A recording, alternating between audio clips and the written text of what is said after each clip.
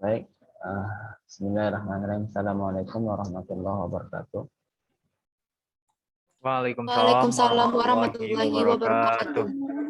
Baik, anak-anakku semua, hari ini kita melanjutkan tanya jawab ya dari kelompok Malfa ya, kelompok 5 yang akan membahas tentang materi iman kepada kitab Allah. Pada kelompok 5 dipersilahkan.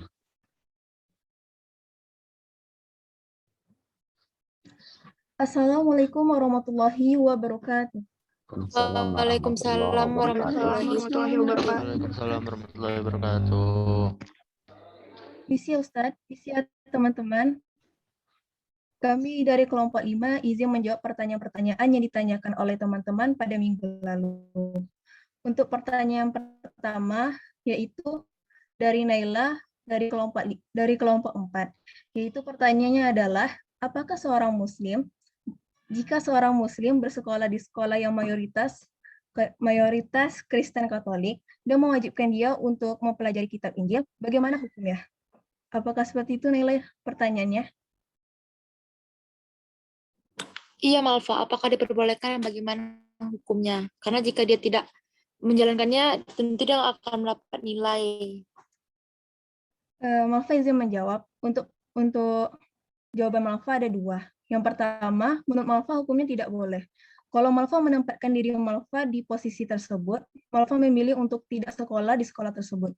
Karena masih banyak sekolah lain seperti sekolah negeri atau sekolah agama yang tidak mewajibkan hal tersebut. Lalu mengingat banyak sekali konsekuensi yang akan kita dapatkan, seperti misalnya kita setiap hari berkumpul dengan orang-orang yang kafir. Gitu.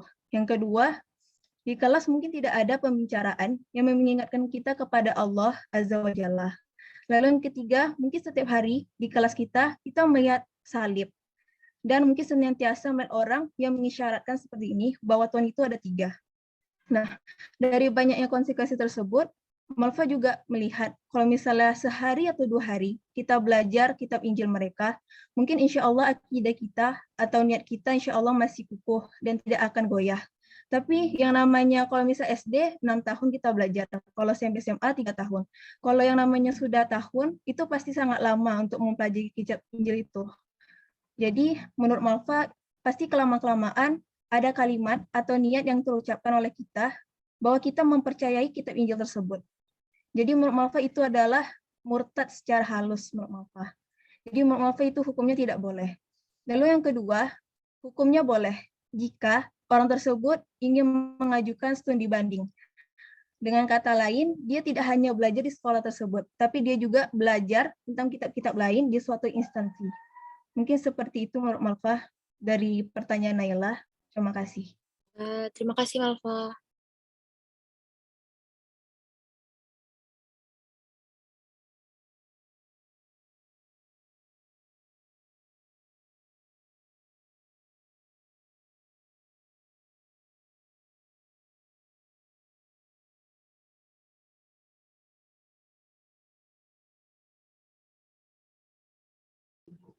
Malfa gimana, bisa diterima untuk jawaban dari kelompok 5 ini yang jawab oleh Malfa? Naila? Siap, bisa Ustaz. Saya, oke, baik. Nanti kita simpulkan lagi ya. Oke, lanjut. Siap Ustaz. Pada penanya berikutnya.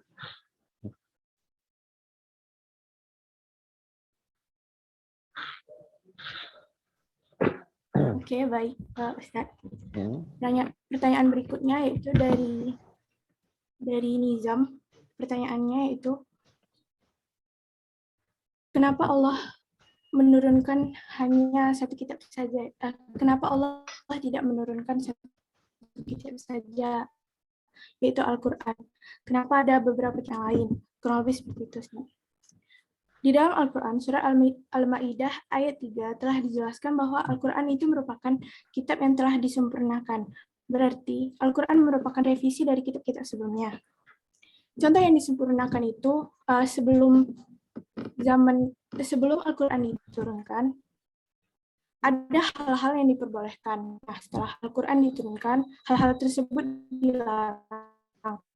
Contohnya itu minum arak dulu itu diperbolehkan. Itu diharamkan karena menimbulkan mudarat, yaitu merusak akal pikiran manusia. Nah,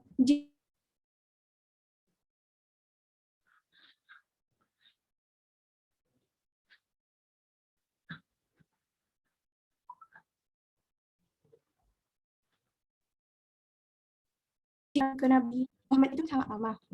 Nah,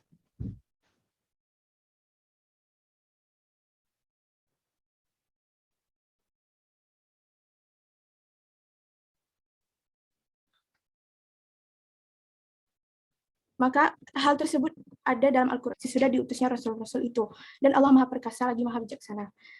Nah, Allah menurunkan kitab-kitab tersebut itu untuk menjelaskan kebenaran para Rasul dan Nabi dalam seruan mereka tentang misi yang diembannya. Dan telah kami tuliskan untuk Musa dan Luhlu Taurat segala sesuatu sebagai pelajaran dan penjelasan bagi segala sesuatu. Maka kami berfirman, berpeganglah kepadanya dengan teguh dan suruhlah kaummu berpegang kepada perintah-perintahnya dengan sebaik-baiknya.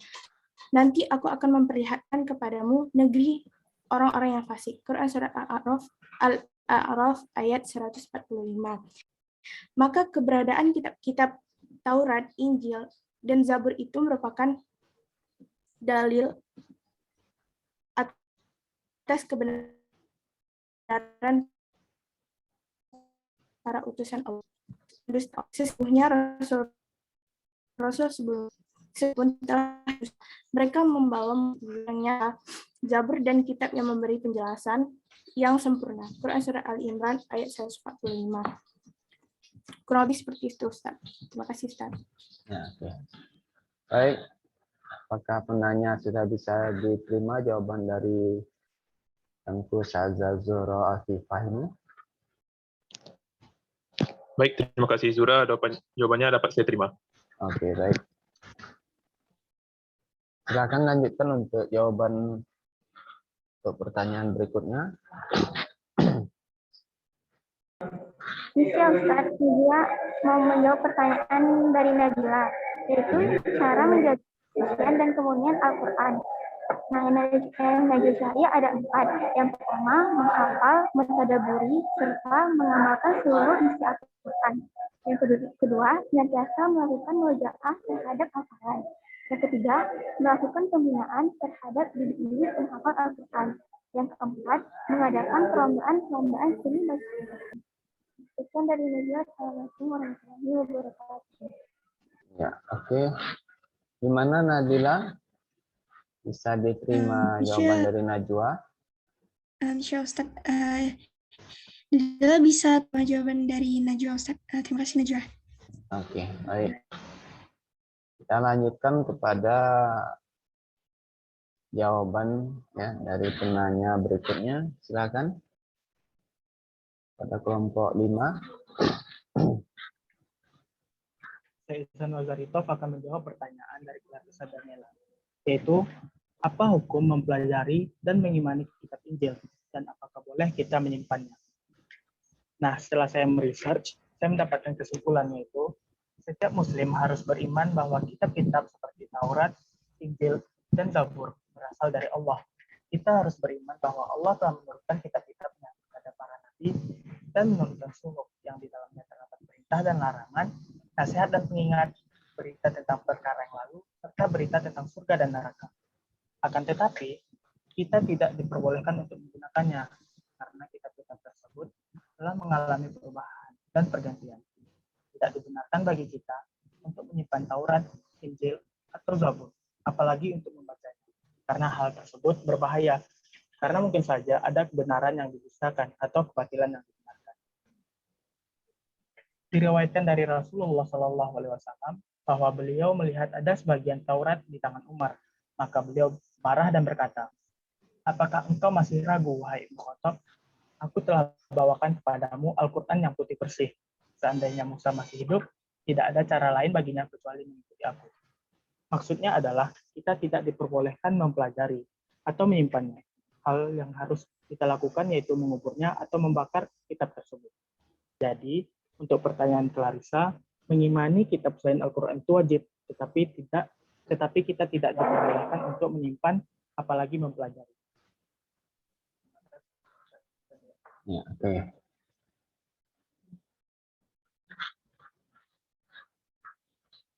Bagaimana, Larissa?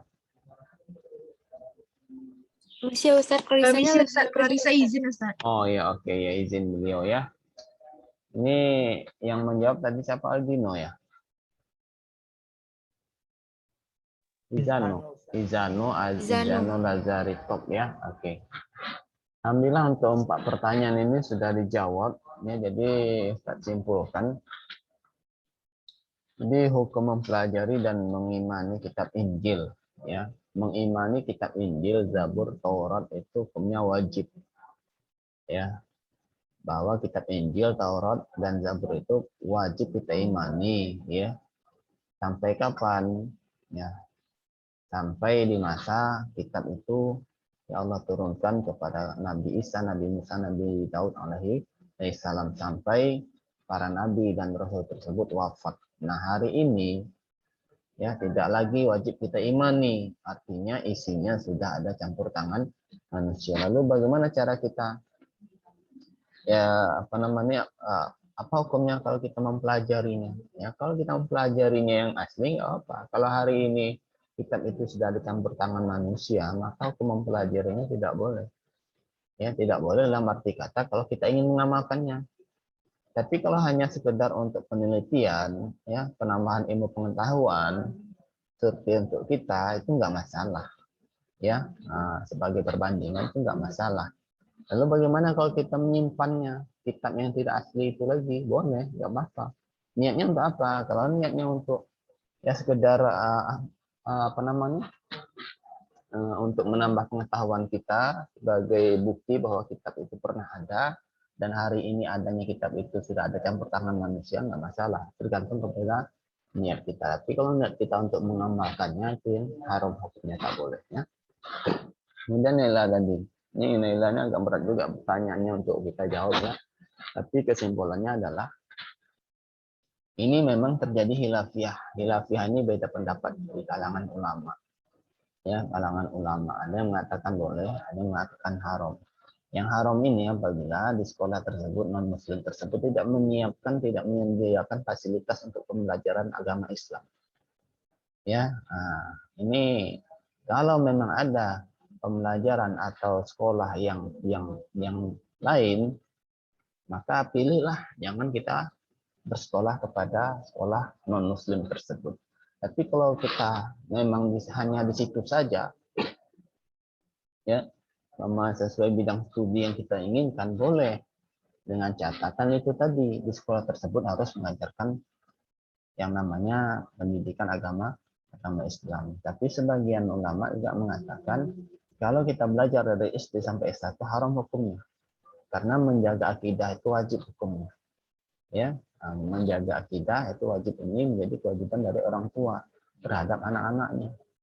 Ya, nah kalau niat kita hanya sebagai itu tadi, sebagai kebutuhan, sama kayak kawan kita yang non muslim hari ini sekolah di Semang Plus ini kan walaupun sifatnya umum tapi kan mayoritas muslim, tapi mereka kan tidak kita kekang di sini. Mereka Sabtu Minggu mereka diliburkan ya untuk beribadah, ini dibolehkan, tidak masalah.